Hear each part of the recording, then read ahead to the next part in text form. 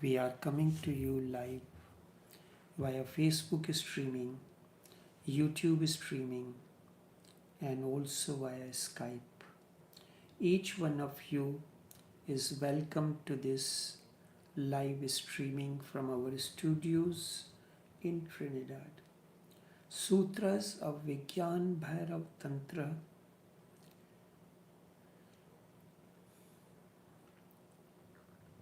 Master,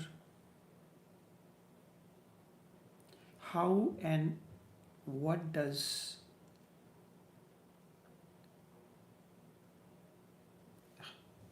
how and what and how does a master functions? What and how does a master functions? In the beginning, I had mentioned to you, beginning of Vigyan Bhairava Tantra, that Shiva is sitting in meditation. Devi comes to him, his consort. She is very lovingly sitting on the lap of Shiva with her head bent, with the bent head. She is looking at the face of Shiva, the glow, the light, the serenity, the calmness. That is a manifestation of inner happening. And she asks many questions. What is this wonderful universe? Everything in this universe is wonder. But you do not have an eye of a child to look at the wonder. Everything you have an argument, yes, this is because of that, that is because of that. A child gets wonder struck. Even if walking on the seashore, he sees a shining, colorful glass pieces. He collects these and he considers these as precious gems. What is this wonderful universe? What is thy reality? From these questions that Devi asks can be answered in a philosophical manner. Quote you different verses from the scriptures and give a philosophical interpretation of these. What is this wonderful universe? But he does not do anything. In response to each questions, he gives a technique and he says, do this and you will know what is this wonderful universe. So from philosophy, he takes you to the methodology, and then out of that comes realization. So first of all, he creates an inquisitiveness in you, an insatiable quest to know more and more. Not that he gives you a ready-made answers. He prepares you to discover the answers on your own. He is not giving a teaching. He is not telling you to do this zikr, do this mantra or something else. To sit down and do this mantra, no. He tells you to do this technique and then you will know what it is. He awakens your sleeping qualities. Everyone has sleeping inquisitiveness in him. The more you are inquisitive, the more innovative you are. The master is not a teacher. He awakens you. He has not to give you any doctrine, philosophy. Instead, if he gives you a doctrine, he is no more than a philosopher. If he talks about the world as illusory and argues and proves that the world is illusory, if he discusses, debates, if he intellectually gives you a doctrine, he is not a master. He may be a teacher, teaching you as you see the professors, deans, and all those in the universities. If he is a master, he will not give you any doctrine, philosophy. Instead, he will give you methods which can help you to come out of your sleep. He awakens you. There is a particular Zen story. Koshiki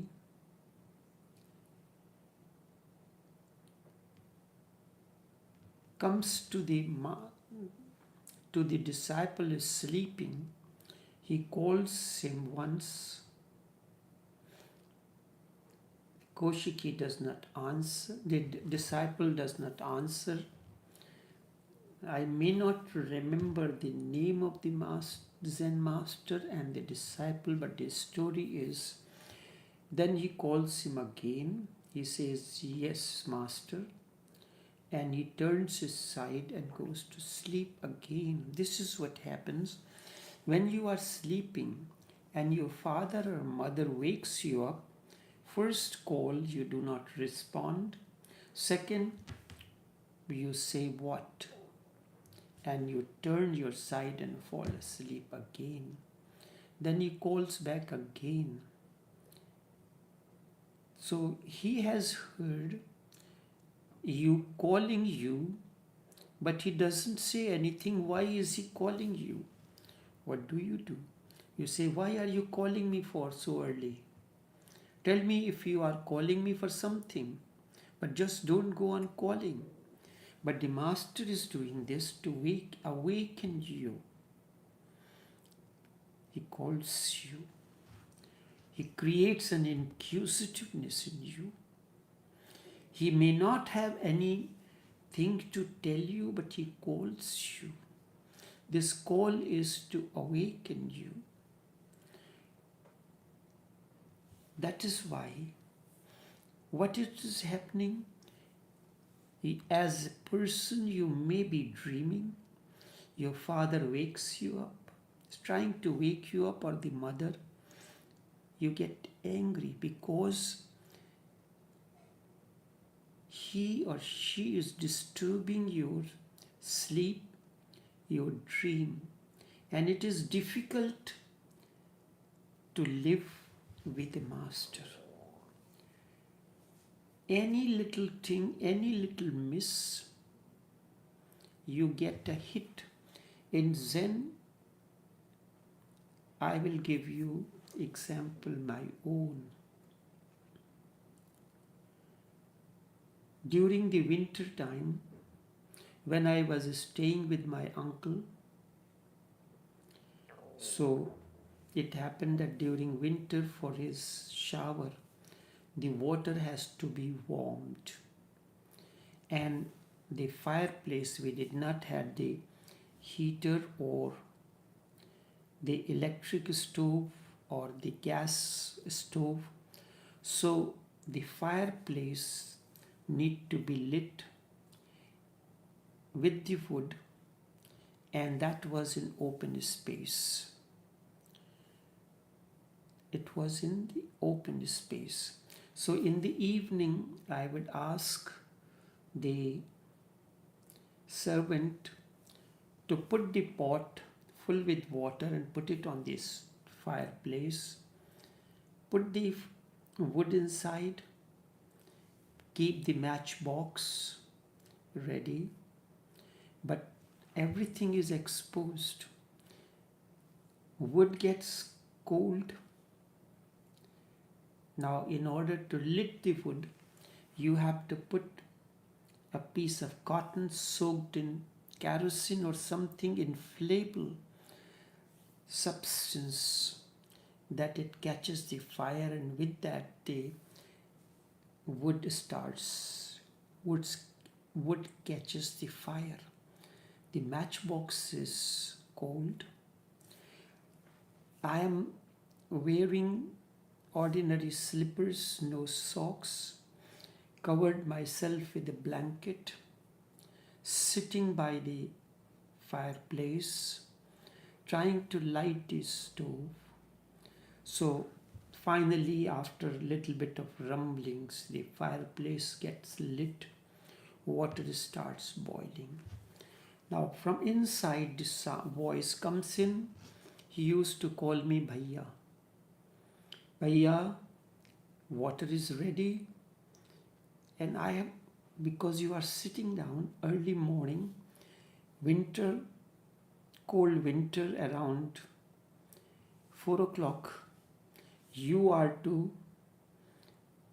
prepare the water ready for his shower. And at that hour, would you like to come out of your comfort zone from the blanket? In breeze is blowing from all around. There is cold, and he calls, is water ready? So I am, yes, sir, just a few minutes getting ready. Then you sit down again, feeling the warmth of the fireplace. Then a little while after, again, if the water is ready.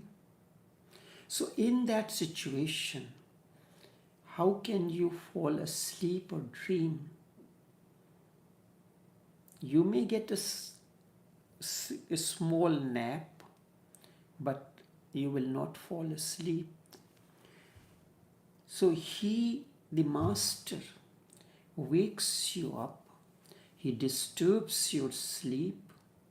Rather, he goes on increasing your accumulation. If instead of going on increasing your accumulation of knowledge, he helps you to be more egoistic. He makes you more knowledgeable. Your ego is more fulfilled that you know so many things. Now you know more and you can argue. You know all the sutras. You know all the verses, ayats from Holy Quran or Psalms or the messages from Holy Bible. You can teach yourself. But a master is always a disturber of your sleep. Gurdjieff had a disciple, Ouspensky. He wrote one book and dedicated it to Gurdjieff. And he wrote under the photograph of Gurdjieff in the book, "Disturber of my sleep." It is an unusual dedication, but very appropriate, that shows the methodology of the master. You may have been dreaming a beautiful dream. You may have been on a trip, a beautiful trip. He will disturb you, and you are bound to get angry on that. He is disturbing you. A master is always in danger from his disciples. Any moment, they can kill him because he is going to disturb you. That is what his work is. And that is how he works. He cannot help you to be yourself as you are, because if that was true, then you don't need to be around the Master. You can gather the information, you can get the interpretations of your scripture of your choice from the learned people, professors, and continue your work.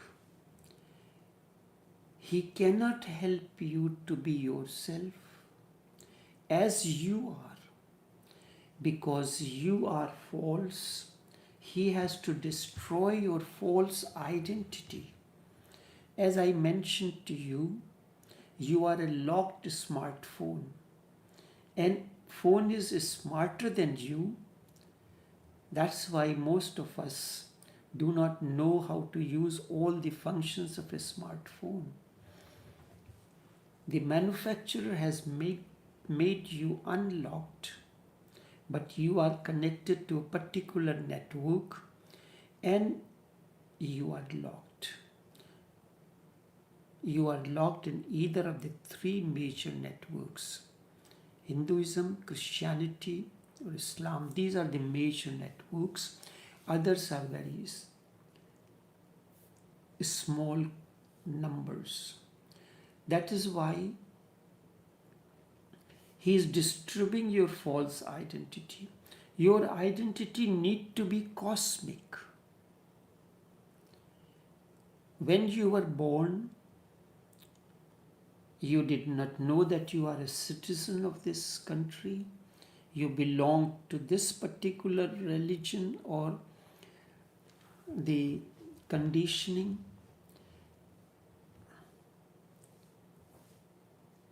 This is painful, your false identity.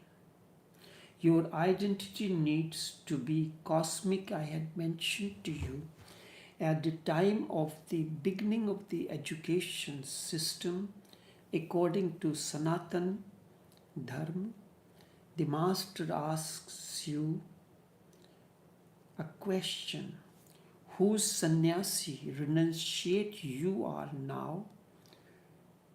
So the child says that I belong to you. He says, no. Your first identity is cosmic identity. You belong to Brahma, the ever-expanding consciousness. Your identity is cosmic. The moment you understand this, then the entire world becomes a family for you. You are not only concerned with your family members. Yes, for certain reasons you are responsible for them, but overall your responsibility is to all those who are connected with you in a different way. So a master cannot allow you to be near you unless you have surrendered. Otherwise you are going to be an enemy. Now this is what happens between Jesus and Judas. Judas sold him for 30 coins. And the night Jesus was caught, Jesus told Judas that by the time sun rises, you will reject me 3 times. Because what happens actually, the master's contribution is so much that the disciple feels obligated that the master is doing so much. He has brought transformation into my life. And if master does not allow the disciple to do, he feels that he can fulfill this obligation by doing this thing for him or that thing for him. If master says, no, I can do everything myself, then that enemy, that person can turn out to be enemy. This was the fault of Jesus, that he did not allow Judas to do small favors for him. Maybe Judas would have said that, Master, I will fetch the wine for you. Jesus said, no, maybe I already have it. So he could not find a single opportunity to do something for the master. And if so, you are getting burdened by the role of the master in your life, but you are not allowing the disciple to do some things. And this is one thing is important. Second, total surrender. Only with so total surrender, you are listening to me, you agree with this, because this allows your network to accept, and you can decode that message. Total surrender means you are completely unlocked. I had again and again mentioned at times, there are people, I watch all those who read the post, make a comment or something. So people who belong to a particular network, they will not interested in anything other than what they know, what they are conditioned into. You are conditioned into eating a particular kind of food, you will be locked. You will not be interested in trying any new dish.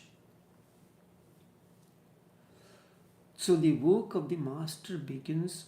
So there are certain people, it does not matter to them what I am talking about. What is important to them that I am speaking and they are listening.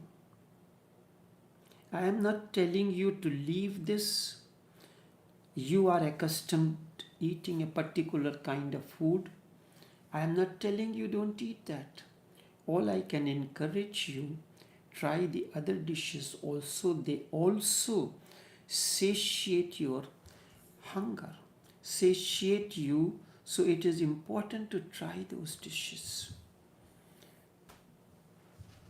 I recall when my father came to Trinidad, it happened normally being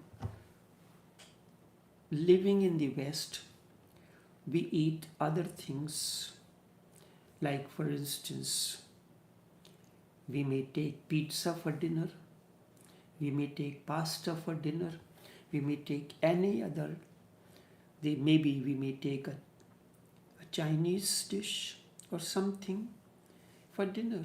So it happened that particular evening, my father was locked into one kind of food.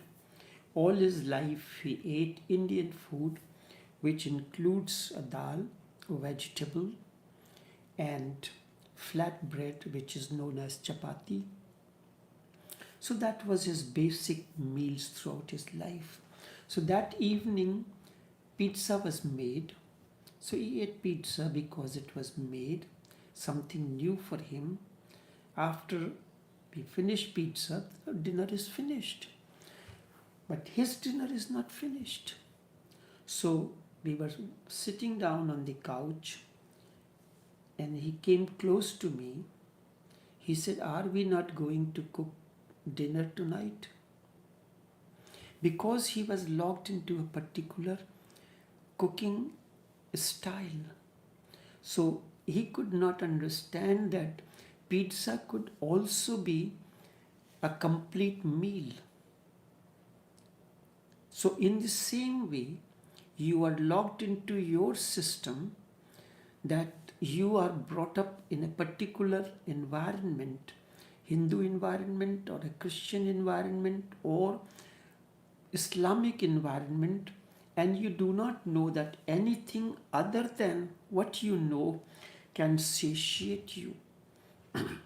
So this is the meaning of first the surrender. I am not telling you to leave your ways and means. I am not telling you not to eat what you like to eat, but try the other dishes also. And then you can be a cosmopolitan. You can try various dishes because surrender allows the master to begin his work. It is kind of a spiritual surgery. Of necessity, much suffering will be there for the disciple, and if he is not in deep intimacy with the master, it will be almost impossible. He will not be ready to suffer so much. He has come to search for bliss, happiness, because of the problems around his life, chaos around his life. The master gives him more suffering. He has come to feel euphoria. The master creates a hell for him. In the beginning, hell will be there because your image, your views will be shattered. This is surgery. It is important for your healing. Your expectations will be shattered. Whatsoever you have known, you will have to discard.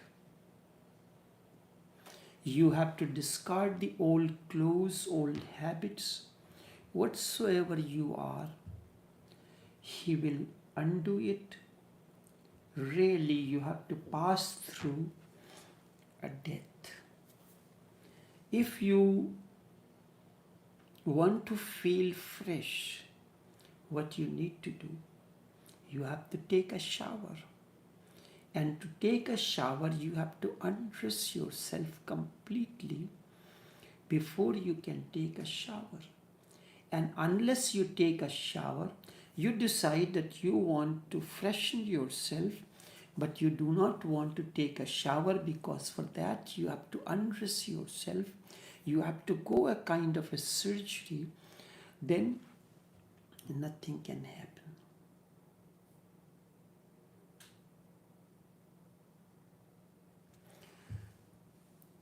You have to go through this surgery. Whatsoever you are, you decide on your own.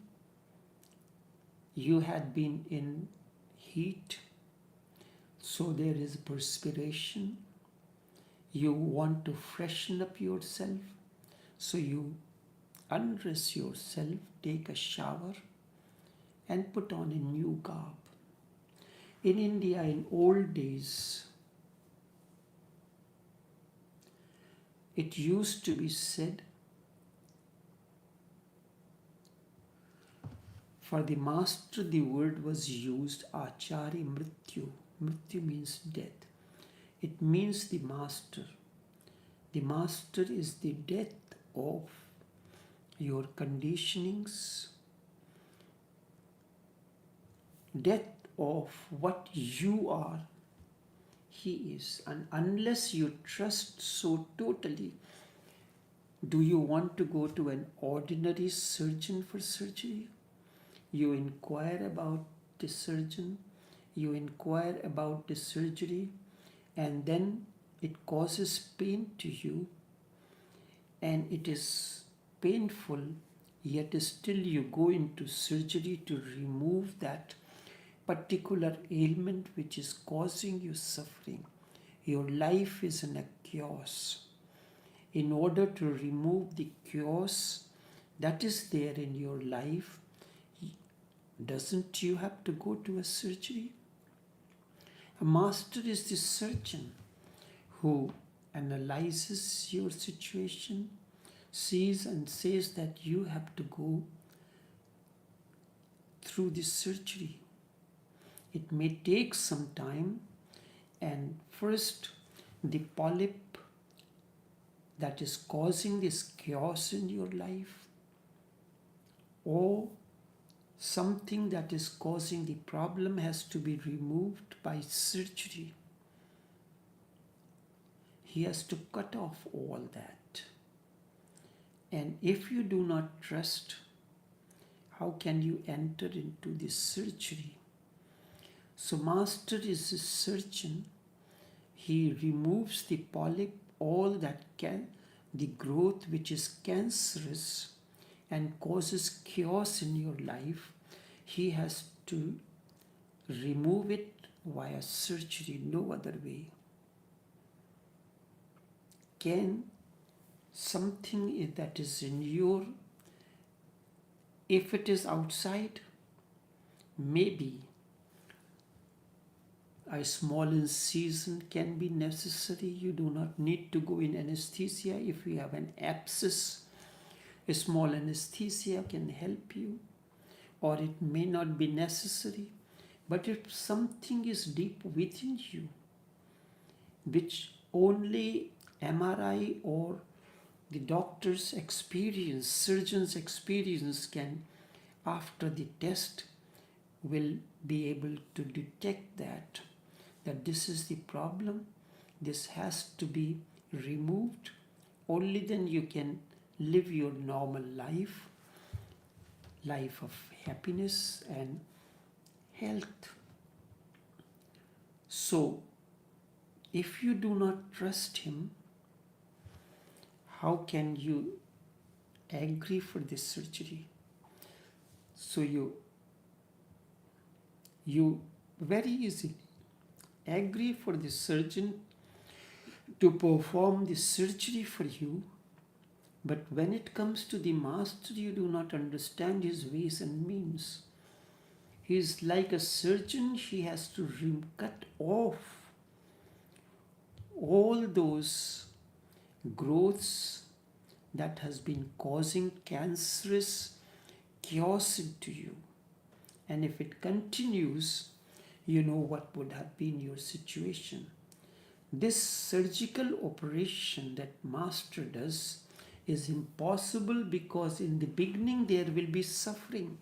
For a few days you will be bedridden, unable to perform the normal bodily activities. Your anguish will come up, not against the surgeon. You will be thankful to the surgeon, but when it comes to the Master, you will be filled with anguish. All you have suppressed, else will be revealed to you. And only if you trust, only if you believe, if you are in deep faith, in trust in him, can you remain with him. Otherwise you will escape, because this man is disturbing your sleep, your unconsciousness completely. So remember, a Master's work role is to make you aware of the falsity, and because of your false center, your world is false. The world that you have created around you, the world of your thoughts, ideas, the family members, the way you interact with them, this is all illusory. Not that the world is illusory. The world that you create around you, you live in that. This is Maya, this is illusion. This does not mean the one that I am speaking on is not iPad. It is iPad. It is performing a function, but your thinking, your conditioning can change.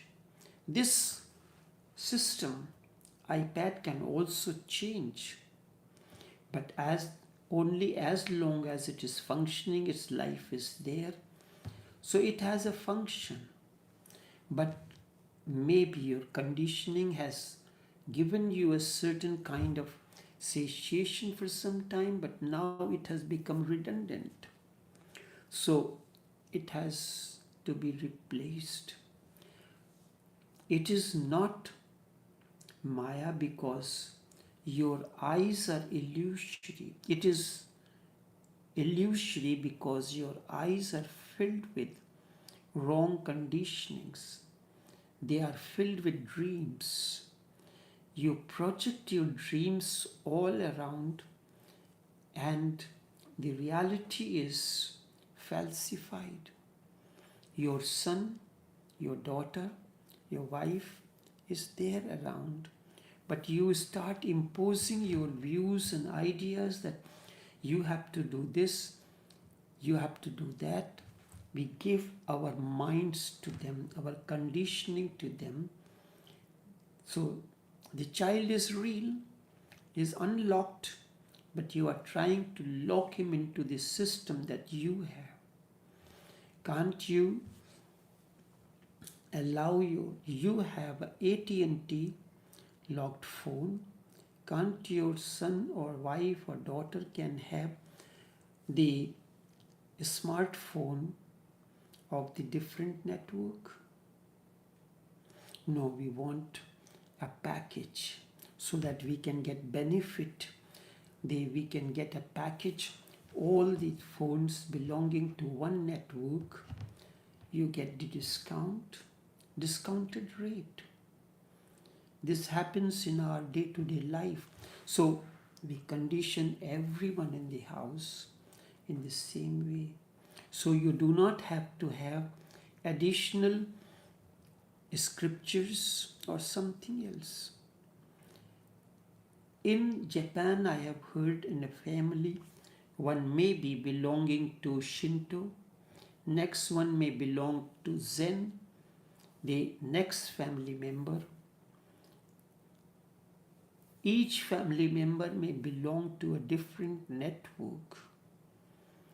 There is nothing, this is normal, but they are Japanese first, and then they are the member of one family. When you go to a restaurant, why do you impose your ideas that everyone has to eat this dish? Everyone can choose a dish of their choice that they want. And normally we ask what you want to order. So you can go with the methodology depending on the resources. You order certain things. So I had made a way that everybody will order a dish of their choice. Maybe they will. And the importance should be given that dish is consumed by more than one person. I am a vegetarian. I am ordering a dish which is vegetarian. Everybody will take. Someone else want a fish dish. So only 2 persons or 3 or 1 may be using it. So you are not imposing anything. When the false center is broken, again you are rooted in your inner center, and this world will become for you the nirvana, the salvation. Zen masters have been continuously saying that this world is nirvana. This very world is moksha, liberation. It is only the question of eyes. With eyes, the kind of shade you are putting on, the everything that you see around will appear to you according to the hue or the texture of the sunglasses that you are wearing. With false eyes, everything is falsified. With real eyes, you remove the glasses, you remove the identification. Everything becomes real for you. It's not that the color of the sky is different. The color of the sky never changes. The color of water never changes. the color of soft drinks. Coke does not become white. Sprite does not become blue. Orange juice does not become red. The color remains the same, but while eating, if you are having glasses, depending on the shade, the Coke will look different, the Sprite may look of a different color. So one man, he has the cows like the green vegetables, green leafy vegetables. So what he did, he put on glasses on the cow with green shade. So when cow sees everything appears green, she goes to eat. If she is sensitive, the moment she eats, she knows that I have been fooled. But man is not so wise to know that he has been fooled. All his life he has been fooled. He was given a particular shade to look at the world from that shade, and it does not, and it's the real nature of the world, real nature of the relationship is hidden, and you see everything with that shade, with that conditioning. With the false eyes, everything is falsified. With the real eyes, everything becomes real. Your false identity creates false world around you, and you don't think that all of us are living in one world. You cannot. Each one lives in his own world according to your conditionings. Each child says that my mother is the best mother in the whole world. My father is the best father in the whole world. Does it mean there is no other father who is best in the world? He is living in his own narrow world. My mother is the best cook. Each one lives in his own world, and there are many worlds. There are minds, because each mind creates its own world, his own milieu. Even if you are living in a family, the husband lives in his own world, wife lives in her own world, the children, they are living in their own world. They never meet, they collide. Meeting is impossible. That is why there is chaos. With mind, there is no possibility of meeting. Only collision, only conflict is necessary. So first thing the master, the Sufi says, from the suluk you have to come to jazb first. From the mind to the heart center. I gave you the same thing, but in a different manner to explain. When mind is not,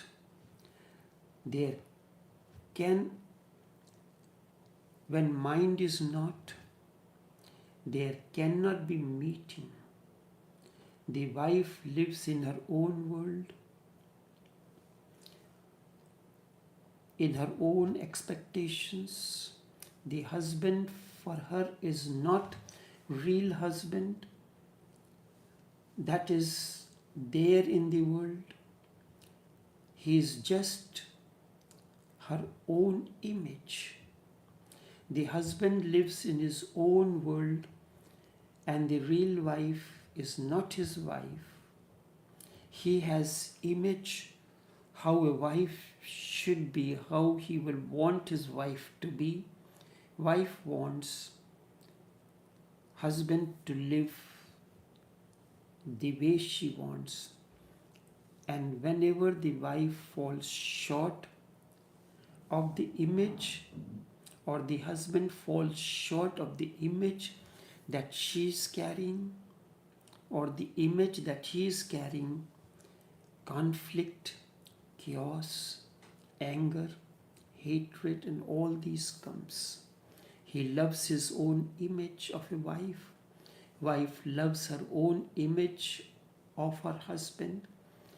And these two are not real.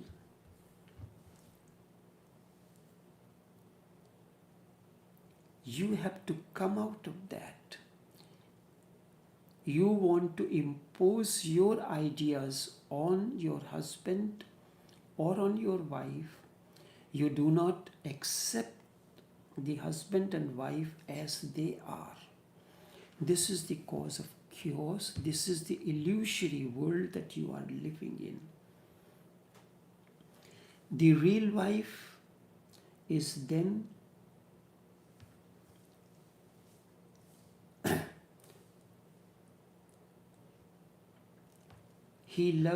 the husband loves his own image of his wife. Wife loves her own image, and they do not exist.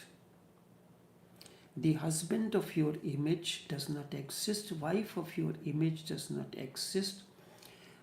The real husband is there, but the real husband and your image of the husband do not meet. These are two different things. So the wife is unreal for you, the husband is unreal. They are always there, and these unreal, your image of your husband, your image of your wife, does not allow the real husband and wife to meet with one another, because each time you are looking into your husband, your image, and the husband is looking the wife of his image. Everyone is living in his own world, in his own dreams, expectations, projections. Thus there are many worlds, as many minds are there. So in your house, there are your world, your wife's world, your children's world. Those worlds are illusory. Not that the world is illusory. When your false center disappears, the whole world changes for you. The same person changes for you. The same person becomes different. Then it is from the false center, from your own conditioning, you are looking at your husband and you will not find anything good, and he will not find anything good in her. Then when your conditioning, the false center disappears, the whole world changes for you, then it is the real world. Then for the first time you see things as they are, and you accept them as they are. Then there is no misery, because with illusion, expectations disappear. Because you have an illusory image of your husband, so there is no expectations, you know he won't do that. And with reality, there will be no misery. That's the difference. When illusory, or you're living in your image, the expectations will not be there. You know very well there is no point in asking him, he won't remember, he won't do it. So there will be no expectations because it is known. But with reality, there will be expectation but no mystery. You accept the person as it is, then one comes to feel it is so. Fact is fact. Only with fictions there are problems. And fiction never allows you to know the facts. These fictions of the mind are Maya, as these Hindus, the Sanatani calls it, the world, illusory world, the world of our expectations, the world of our own creation, the world of our conditionings. The role of the master is to shatter the fictions, so that facts become available to you and you become available to these.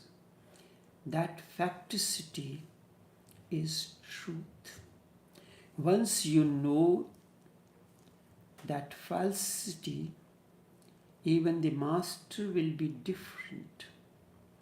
If you come to a master now, you come with your image of him. Someone comes to me, comes with his own image of the master, that he will speak this way or that way. And then, if I am not following your image, you will be in difficulty. But how am I to follow your image? And if I try to follow everyone's image, a master will be in a mess.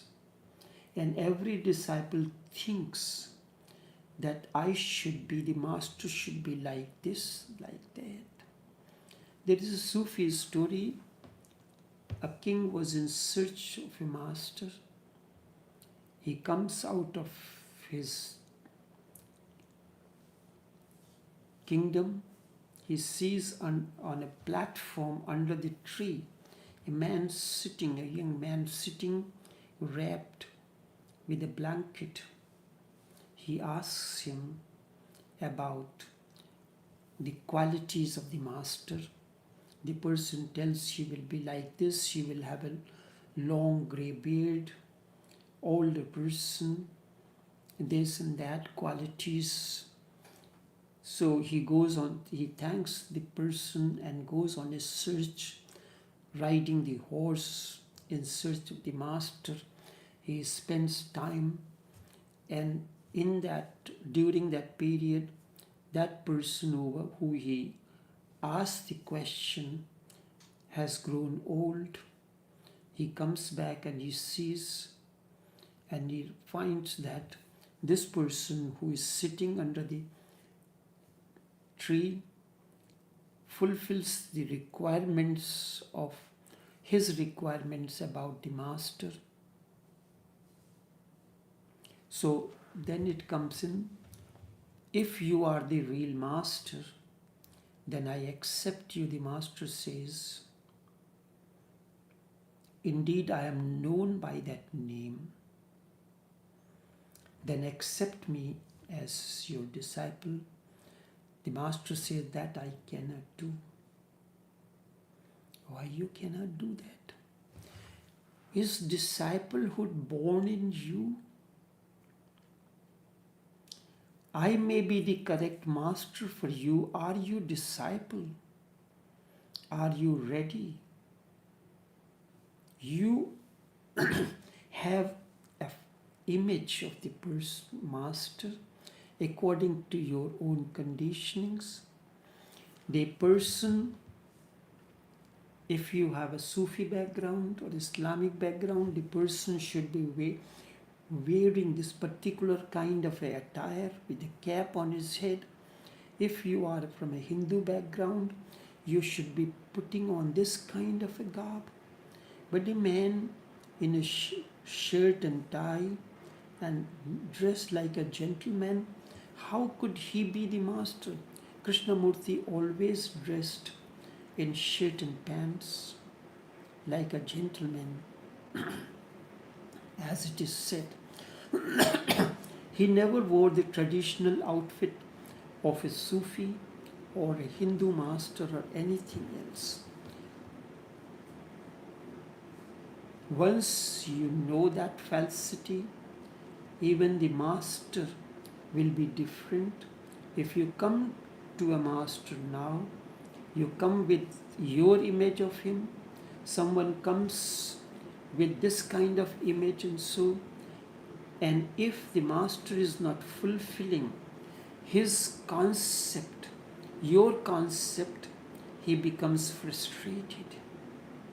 But this is how it is going to be. A disciple comes with a mind, and his coming to the master with the image is the problem. He has to change his mind, his conditioning to this, and I have to change, the master has to change that. He has to perform this surgery on you to remove the polyp of that mind. He comes with a mind and he looks at the master with his own mind. This has to change. I'll continue this in subsequent sessions, in the next session. Until then, take care and do have a pleasant day.